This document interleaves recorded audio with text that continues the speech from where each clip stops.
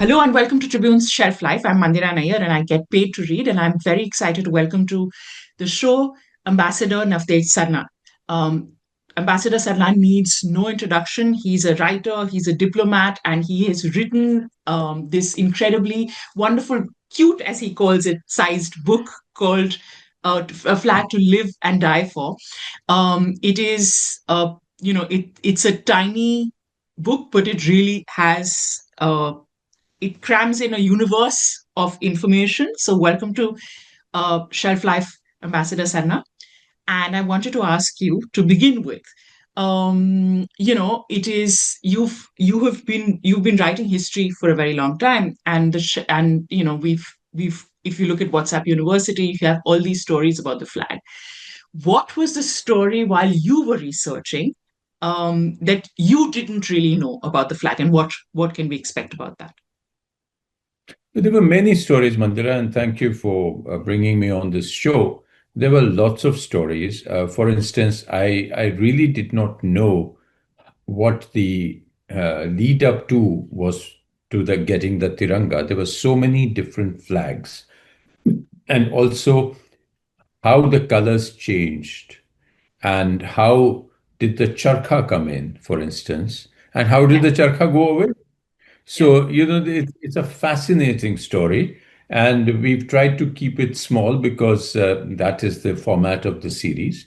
And it has to be handy for people to quickly read, particularly for the younger generation, so that they get to know what the flag is all about. One of the interesting things that you do talk about in the book is, and we didn't really know, was I think you talk about this incident when the first tricolor, the way that we see it, the way that it is now as we know it, was hoisted by Pandit Jawaharlal Nehru, and it wasn't when we think it was, but it was on a different day, and there was a rainbow. Can you talk a little bit about that? Yes, I mean, everybody thinks that the Red Fort ceremony would be 15th August because that was of 1947, because that's when India attained independence. And the famous story of Pandit Jawaharlal Nehru unfurling the flag and pigeons flying, and Jama Masjid in the background and a huge crowd. That was not the 15th of August, it was the 16th of August, 1947, were the first public display of the tricolour after the midnight session of the Constituent Assembly, where Nehru made his famous "Tryst with Destiny" speech. Next morning, India's cabinet was sworn in. The government was sworn in at what was then called the Viceroy's Palace, or became the Government House that day. And on 26 January 1950, it became Rashtrapati Bhavan. Now, in the Darbar Hall, Mountbatten was there, Lady Mountbatten was there, and the new government was sworn in. After that, the flag went up on the Council House, which is Parliament House. It went up on the North Block and South Block. Hmm. But the first public meeting was held the evening of 15th August, and it was held in Prince's Park, which is, on one side of India Gate. As you look from Yeah. India Gate towards Copernicus, etc., that area is Prince's Park. And that is where the flag was to be hoisted. It was a very elaborate ceremony and program and bands and all that. But there was such a crowd that they had to really cut short the program, and that a rainbow appeared at that time. Practical. Yeah.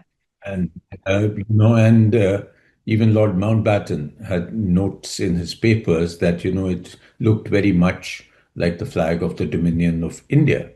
So it was a very auspicious event. And after that, the next morning was the Red Fort ceremony. So we don't, that's not really necessarily something that we know. It's one of those things that No, and surprised you at it shifted to the 15th from 1948.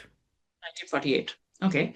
And so, you've talked about a little bit about, this elaborate ceremony.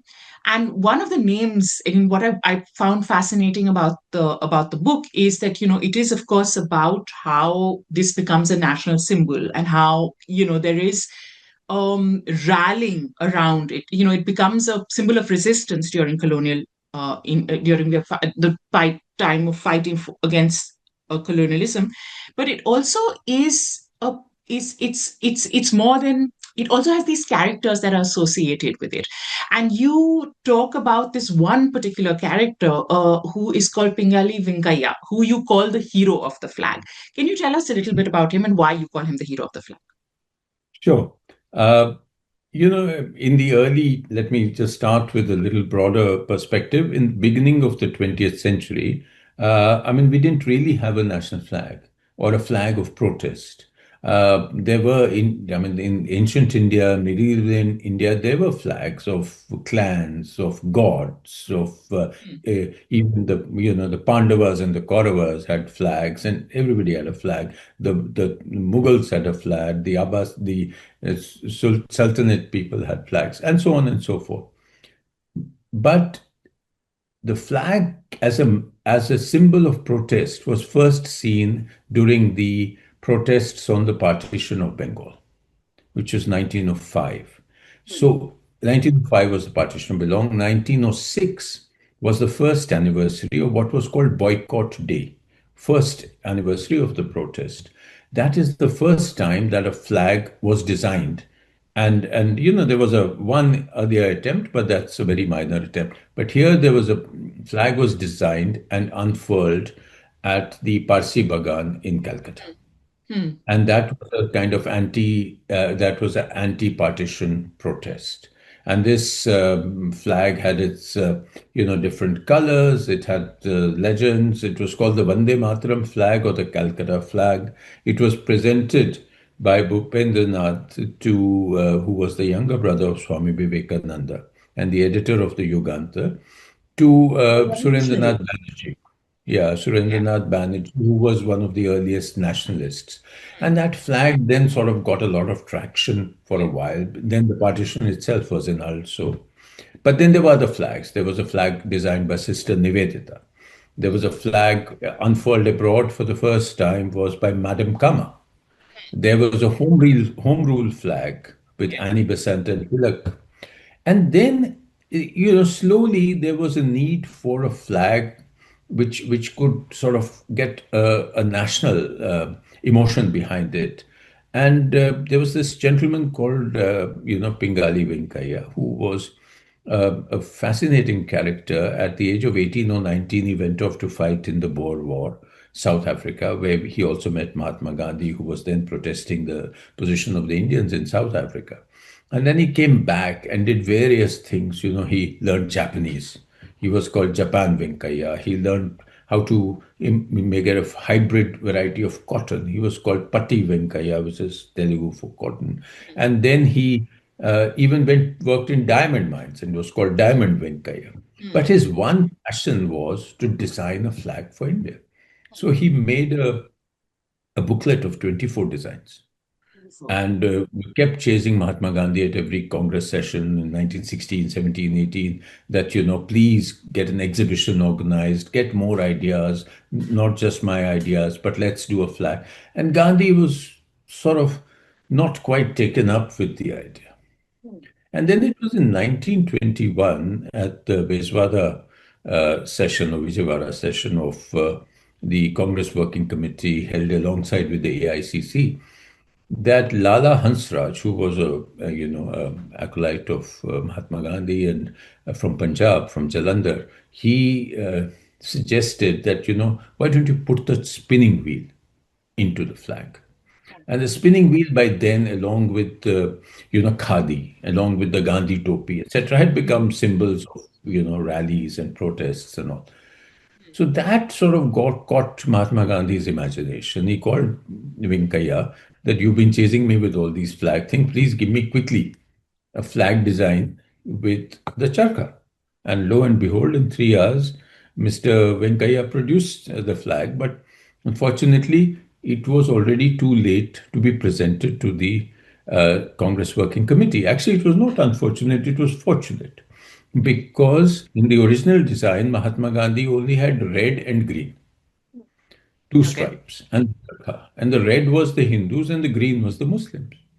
Then, after some thought later, since he had more time, he thought that he needed another strip for all the other communities. So he put a white. Okay. Now, the white he put on top. And his So not the way logic we know was it. that this is the weakest section. It will be Mm. protected by the larger sections in size of their income, proportion to their size. So the majority community of red for the Hindus was right at the bottom.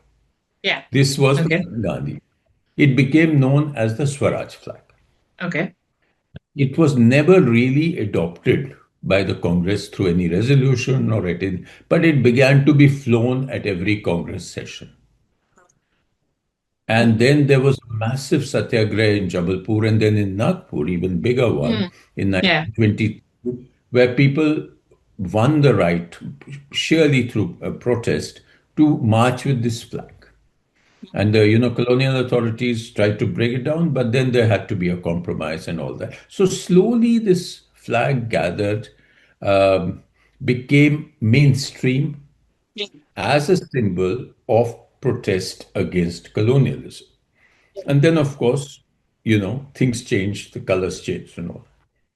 What I found was interesting is that, when you look at the satyagrahas that we hear, we don't really look at the evolution of the flag and how important this satyagraha is.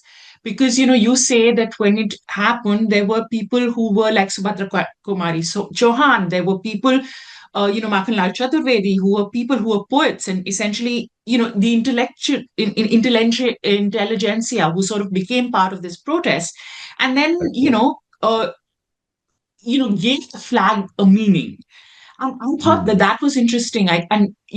How did you ever come across the flag protest before this, before you were researching it? How did you sort of No, discover it? unfortunately, I didn't know about this particular flag. But as I said, when I started researching this book, I found more and more a Yeah, lot of interesting facts, which one sort of sweeps over that. Yes, there was non-cooperation, there was satyagraha, etc. But when you get a little granular, you yeah, find that each one of them had a particular reason. And, because, the flag was only 2 years old when, in 1923. And how did it suddenly become such an important symbol that people were willing to go to prison for it? And exactly. they actually went, they quoted arrest after arrest. And, Yeah. Mahadev Desai, because you see, Gandhi was in prison those years. After Hmm. Chauri Chaura, Gandhi was in prison, and it was Mahadev Desai, his secretary. He writes that these protesters, please, the rest of the country should not look with amused interest at them. These are the true heroes, and he actually likened them to the Akali Jathas who Right. were already fighting for the Gurdwara reforms, and that had already taken place. So Hmm. there are linkages across. People were learning from each other, and you're absolutely right. There was an underpinning of intellectual underpinning to this protest. The people went there who wrote about it, like Rajaji. Yeah, He yeah. was editing Young India in Mahatma Hmm. Gandhi's absence, the Hmm. journal. And Yeah. he writes essay after essay on the flag and on the satyagraha to give it an intellectual underpinning. He says that, Hmm. once this flag is there, nobody will be able to keep us. Nobody can keep Swaraj away from India. Yeah. Then Pandit Nehru goes there. Vallabhbhai Patel is finally given charge of the entire satyagraha, and he sees it right through to the end. So there were a lot of personalities. Dr. Rajendra Prasad played a major role in that. Yeah. So it's 75 years to the founding of our republic, and that's one of the reasons that books like this are coming out. And this book has certainly been that's been the main reason behind it. And I think it is good to look back because if you have to look back at the roots of this country, then these kind of things are extremely important. Ask you, when Gandhi does this and he, thinks about this, and you said that he thinks of it in terms of, this, he it's a prism of trying to bring different religions together. And I know that later in the book, and as it, this thing, it, the meanings of the colors change. The saffron comes in, the bhagwa, the white and the green, and they sort of represent different things. They represent the best of India. As you quote Nehru writing, it is about aesthetics, and this it is not really about religion. But at this point of time, there's also the Sikhs who want their own color. Can you talk a little bit about that? Yes, you see, in the 20s, when Mahatma Gandhi first sort of chose these colors of white, red, and green, he was thinking of them as communal colors, Yeah. not to divide the communities, but to unite them. Hmm. So he said that if, the Hindus and Muslims have been at loggerheads for very long, so if they can accept to be in the same flag, that's unity. And why he didn't put the other communities first, he says they have no problem in any case with the Hindus. But then once he had all three, he said that everybody will be in the same flag. And he definitely had a communal angle at that time, but a positive communal angle, not to divide, but to unite. Uh, at the same time, in the late sort of 1919, 1920, the Sikhs did not have a political organization. The Akalis were beginning to form, the Gurdwara reform movement was happening, but that was with religious objectives of reforming the Gurdwaras. But then they felt the need of for a political organization because they felt they were being, disregarded because already communal electorates had been decided. Hmm. In 1916, there was the Muslim League Congress Pact, the Lucknow Hmm. Pact, which Hmm. decided how things would look in future legislatures. The Sikhs were not part of that. And they felt that, we are absent from the whole thing. So they Hmm. formed the Central Sikh League. Hmm. And very much in its second session in 1920, under the leadership of Baba Khadak Singh, they said that we must have a separate stripe of color for the Sikhs. Now, there is some ambivalence whether it was yellow or black. Different sources have said things, but Gandhi mentions it in his writings that I heard Sikhs want a black color. And this is impractical because they're already there. And if I start giving a separate color, what happens to every community? So this is not going to work. So then sort of it dies down. At that time, the Hindu-Muslim relations were very good. Hmm. Non-cooperation, Khilafat, everything was Hmm. working together. But as Hmm. the 20s progressed, the things fell apart. Hindu-Muslim relations deteriorated very significantly, very badly. There were riots and all that sort of thing. And the Sikh demand continued through the 20s.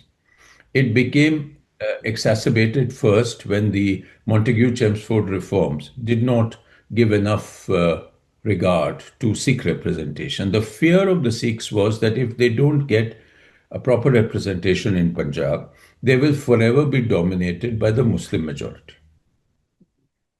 And then, as further in 1928, you had Motilal Nehru report, Hmm. which was Hmm. basically what the Indian representation in legislature, etc., will look like and all that. That also did not take into account the Sikh demands. In fact, while they removed communal electorates from Punjab and kept it in most of the other places. So that was a sign that the Sikhs felt that we will completely be dominated by the Muslim community. So they became very rigid. Of course, the demand changed from dominion status to Purn Swaraj for the Congress, 1929 Lahore session. And Gandhi and Nehru and others told the Sikh leadership, which is Baba Khara Singh, Master Tara Singh and all, that now the Motilal Nehru report doesn't matter because everything has changed. And they were very keen to get the cooperation with Sikhs because to start non-cooperation in Punjab, you needed the Sikhs. So this sort of demand carried on. Some of Baba Khada Singh was more rigid. Master Tara Singh wanted to be more accommodative. Anyway, that's a long story, but the end result was that there was a felt need to look back at the colors. So after 29, when the Swaraj flag was flown by Jawaharlal Nehru on the banks of the Ravi in in the Lahore session, and the nationalists took the pledge of Purna Swaraj at the midnight, and then it was decided that the flag has become so important that let's form a flag committee to look at the colors. And that's when, in 1931, a flag committee sat together and they made two basic changes. One, they stopped thinking of the colors as in terms of communities. Yeah. And then a lot of theory had come in. A lot of intellectuals had written. Professor Mm. Suniti Chatterjee had written, the big essay on that. And he and Radhakrishnan basically had the same view. White is for light, for purity, for Purity. truth. Mm. Green is for vegetation, for life, for hope. Mm. And saffron, the red had become saffron by then Mm. because saffron, there was a lot of support for saffron through the 20s instead of red. Red was more passion and blood and all that. Mm. The saffron was related to the Gerua, Yeah. what the Buddhist monks wear, what the dervishes wear, what the sannyasis wear. So Yeah. it had more a sense of renunciation, detachment, Yeah. sacrifice. Yeah. So then these were the meanings given, a more universalistic interpretation of the colors.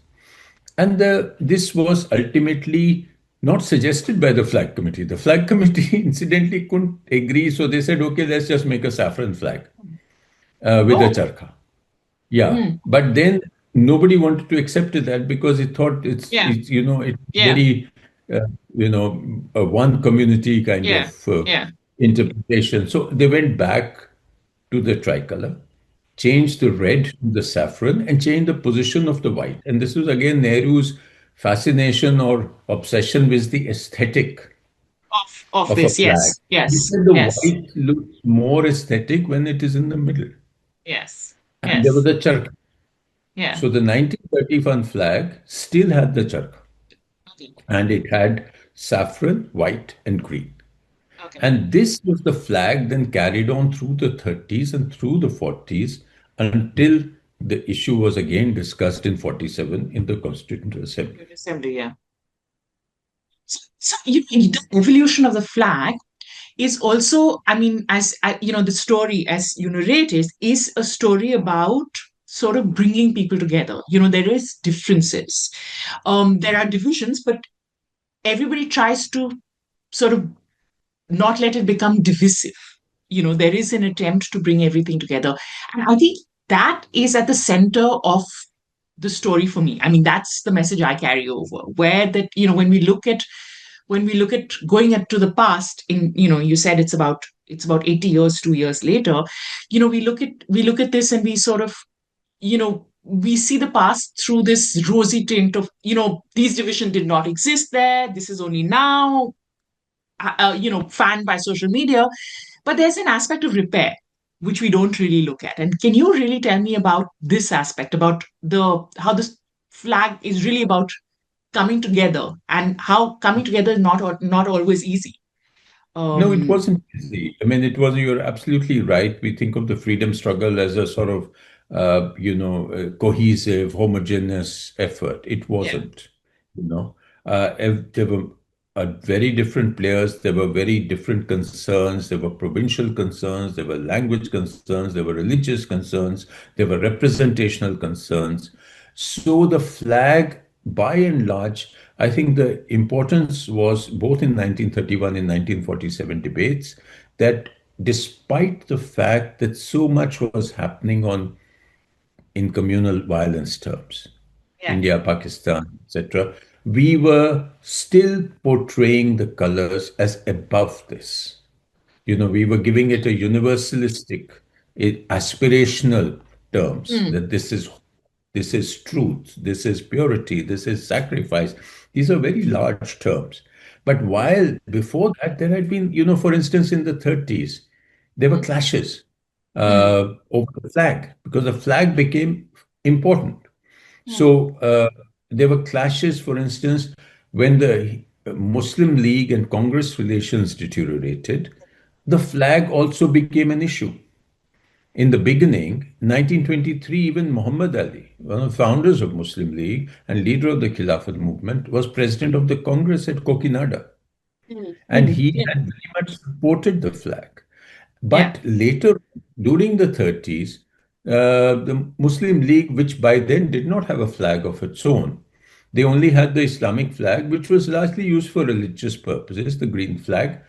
But by 1940, they had got their flag. They had got the green flag with the, and that became the Muslim League flag from 1940. So in the 30s, for instance, there were clashes. They would actually have, violence and fights over flags. And that you had it with the communists, for instance, the red flag. They wanted to Yeah. fly the red flag. Then there was Yeah. violence. And Nehru said that I have no problem with the red flag, but that's a different purpose. This is and his view was that religious flags should be for religious purposes. This is a secular flag above this. Now, this didn't always work out in practice, but nevertheless, still the Tricolour had the maximum sort of weight behind it because over 30 years it had developed an emotional attraction, and you had people willing to die for it, you know. And you had the incident, for instance, when everybody was arrested in 42 or Quit India movement. You had Aruna Asaf Ali who rushed in where a flag hoisting was to be done, and Maulana Azad couldn't come because he was arrested. She Yeah. rushed in and planted the flag, Yeah. and did it at a lot of risk to herself. So there Mm. were lots of incidents. Students in Patna Yeah. University, Yes. were shot Yeah. was shot by this Yeah. man called William Archer, who's Uh, another very interesting story I know. because when they flew the flag at the Secretariat, he ordered the soldiers to come and shoot them. Now, this is something which I discovered as I researched it. This same William Archer airbrushed this out of his entire biodata. Mm. And he's like a mini Dyer, Yeah. He we is. don't know Yeah. about it. And then Yeah. he went back to England and lived a life of great honor as the greatest knowledgeable critic on Yes. Indian art, on the Santals and various painters painting traditions of Bihar, and he became at the Victoria and Albert Museum a very highly respected curator. So, so a lot of things happen, and that ultimately, that is why there was no question in 1947 when the Constituent Assembly met that this was the flag of independent India. And then, of course, they changed it. They changed the charkha to the chakra, the Ashok Yeah. chakra, and so on and so on, which is another story Yeah. in itself. And I think that is what it is. I think it also represents who we want to be. I think there was Mm. aspirational about that. And I think you have this, you have these, the book has these incredible incidents about people who actually, not the student in Patna University or the student who hid himself to the thing, Panorama. or the women, yeah, or the women who unfurled the flag and sang in jail. So, you've got this, Yes. you've, And it they said, really, they were in jail, and yeah, they actually put two charpais on top of each other, and then climbed up and hoisted the flag in jail, made from their clothes, yes, with yes, strips taken from their clothes. yeah, So, in Alipur jail also, the flag was Independence Day in 1931 was celebrated uh, by smuggling a flag into Alipur jail. So there are countless stories of how people were, respecting the flag, and it was a great inspiration for the freedom struggle. yeah. And that is why it is so important. It's because, it's just a flag. It is at different levels. First, it's a symbol of protest. That changes once you become independent. Then it's Mm, a symbol of statehood. It's mm, a dignity. But beyond that, there is a sacredness to it.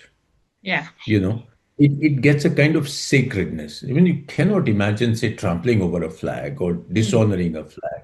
So this is because it then every time you see a flag, it's not just that relationship with the observing the flag is also a relationship with everything that has gone into getting it. You know, all the sacrifices that have gone, all the aspirations that have been attached to it. And that is very important. So, today we have a democratization of the flag, which is very good. And, I don't know if you have the time for Yeah. those stories, but is the post, independence thing. But that should not mean that we stop respecting the flag, you Or know, forget where it came from, because I think it's forget. important it's It's important very to remember the story. And I really think that that's why this book is so. I mean, it. I think that's what I really carry about it, because this is more than just three colors. It really represents how we came to it, and each of them has. Um, it's really like, there's in the Waft and Weft there is a kissa, and India is really full of these wonderful kissas. And thank you so much. Thank you for being part of Shelf Life. Thank you, and I really think it's a wonderful book. And thank you for being part of it. So thank you, thank thank you. you. Thank you.